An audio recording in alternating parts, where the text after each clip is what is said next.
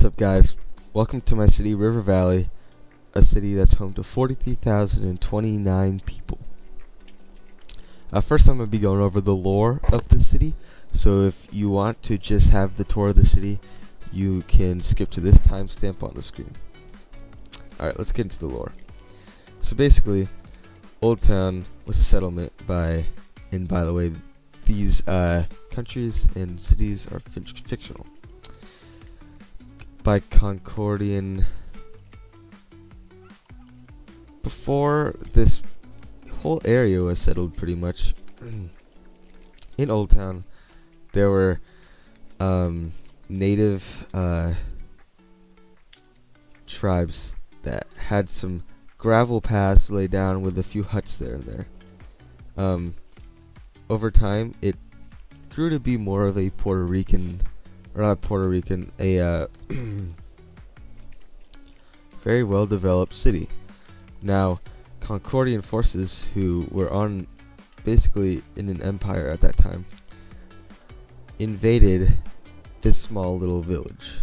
Now, the reason was it had a good access to ports, and even if they're anywhere close, they were worried about these guys coming to them.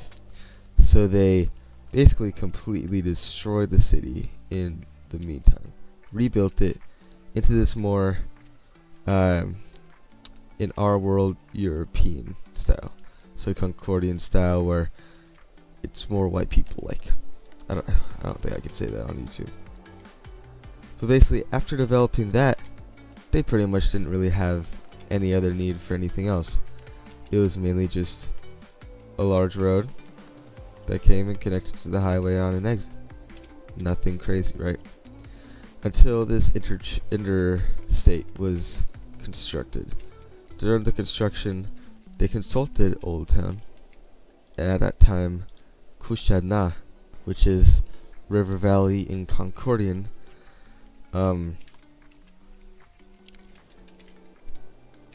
they consulted them, and they said, hey, we can give you this interchange here, and that way people can come from the highway and get onto a big road to your city.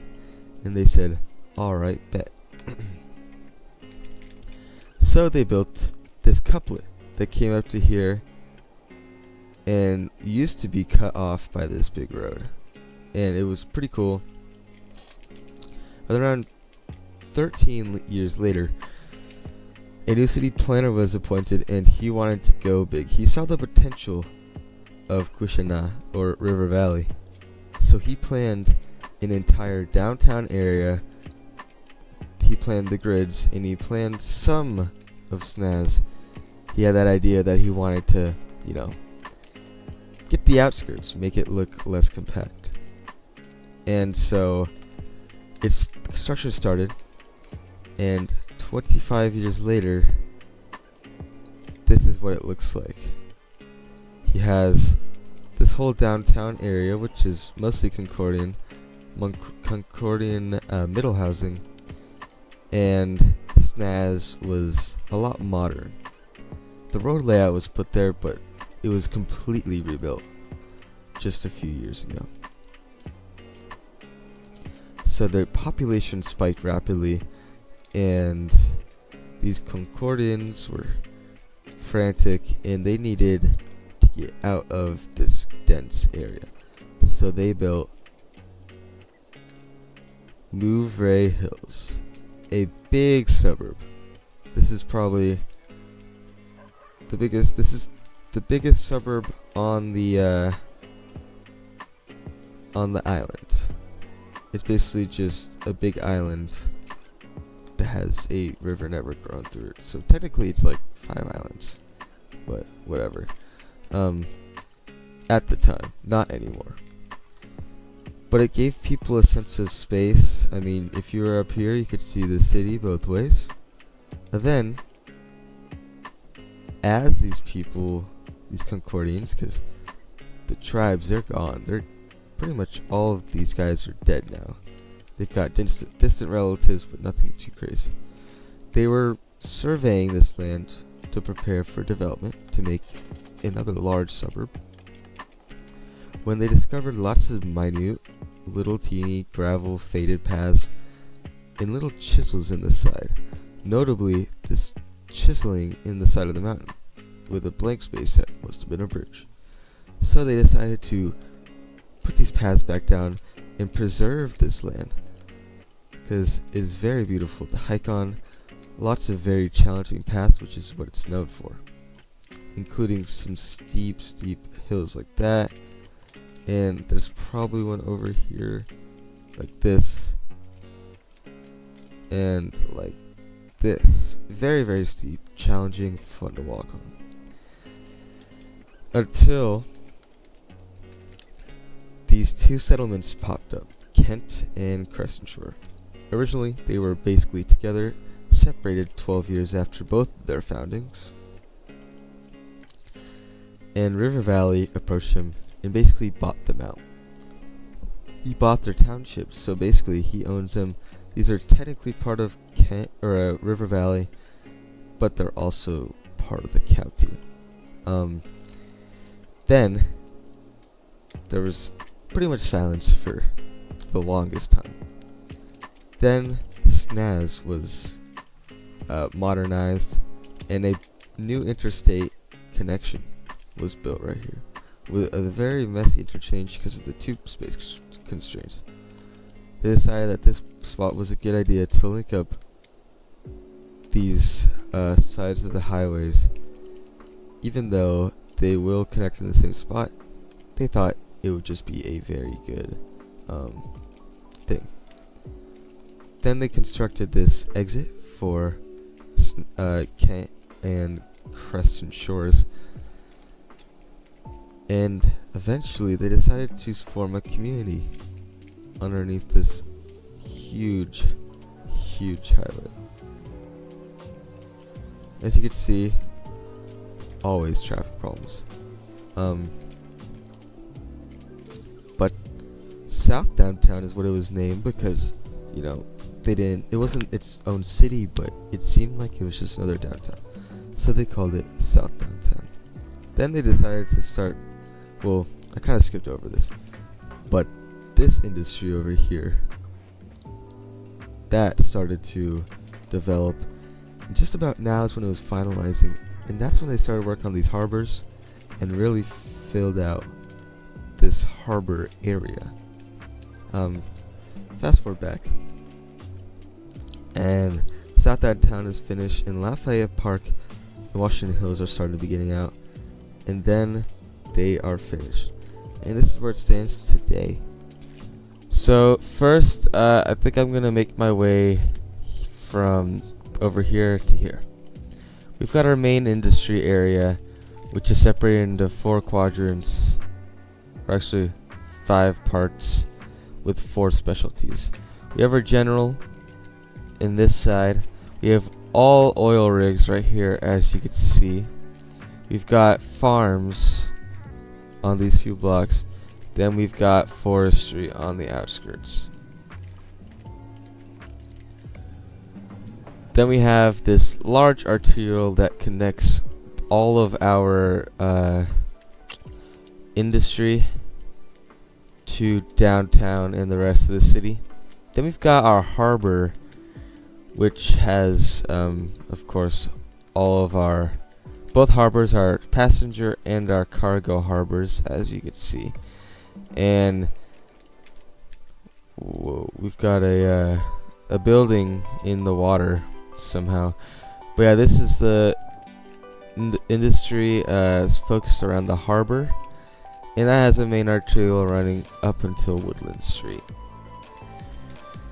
Now if we come here from, or if we go down Pearl Boulevard, we come into downtown, which downtown's using 2022 modern architecture 2010s district style. It looks very downtownish, like it's still got a little bit of a cartoonish in it, but you know, it's nothing too crazy. And we've got some abandoned buildings, but that's part of it, you know. When you go big, you have a lot of problems. But yeah, we have Wood Boulevard, which basically wraps around this entire thing. It's just one big road, as you can see. Coming from the highway is our main wood boulevard, or our Campbell and Holmes, which are basically a couplet that run up until Walter Street. It provides pretty cool look, and then we transition into a little bit lower density with the grids. The grids are basically the same models as Old Town, which we'll get into a little bit, but they're just wall-to-wall or nearly wall-to-wall residential buildings in mostly a grid-like pattern. And it sounds like someone from this place would call it. Yeah, I'm from the grids. Then you got Louvre Hills. Basically the side of this hill, just a bunch of suburbs using the big suburb style. And I forgot to mention the grids and downtown and quite a bit of areas have vanilla middle housing. So that transitions us into Old Town, which is the main street is Holly Richardson and Chester Street, and it's still very organized, but it's messy at the same time. And that's kind of how it was back when it was founded a long time ago. We got the Levi Hill Nature Reserve. This is a large hill, and I explained the lore at the beginning of this video, but you know, overall a very nice building. Then let's come over here to Kent and Creston Shore.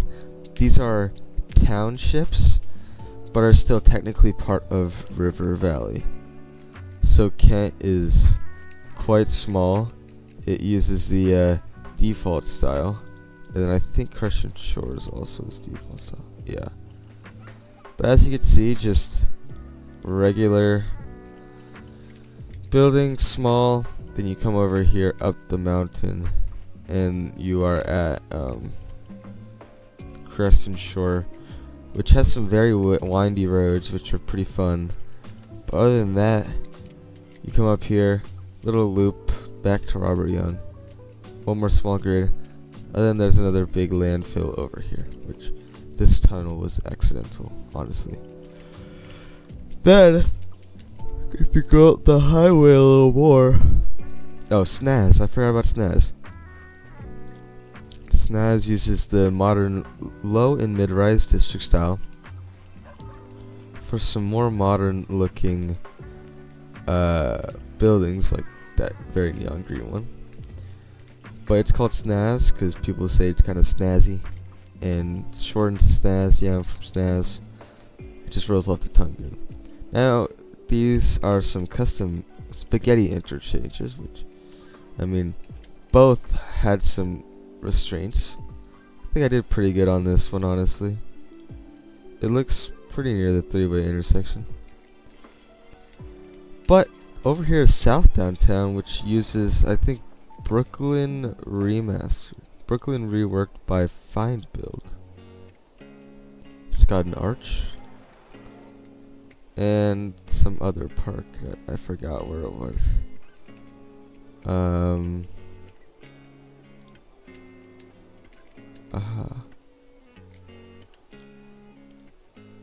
We have a dealership, a random custom building that was just in the signature unique buildings or whatever for some reason. Oh, and then we have the meteorite for some reason. I like these assets. It makes it look very rough, which I like. And you come up here, Lafayette Park is basically the vanilla middle housing, and it's home to 386 people only. It's just a small transition out here. Then you got Washington Hills, which is more of a suburb up here, which I think just uses default style. Yeah. And yeah, and our unemployment rate is 44%. Awesome. We've had a huge death wave that's been going around the city, which is why there's a few abandoned residential buildings which stinks, but whatever.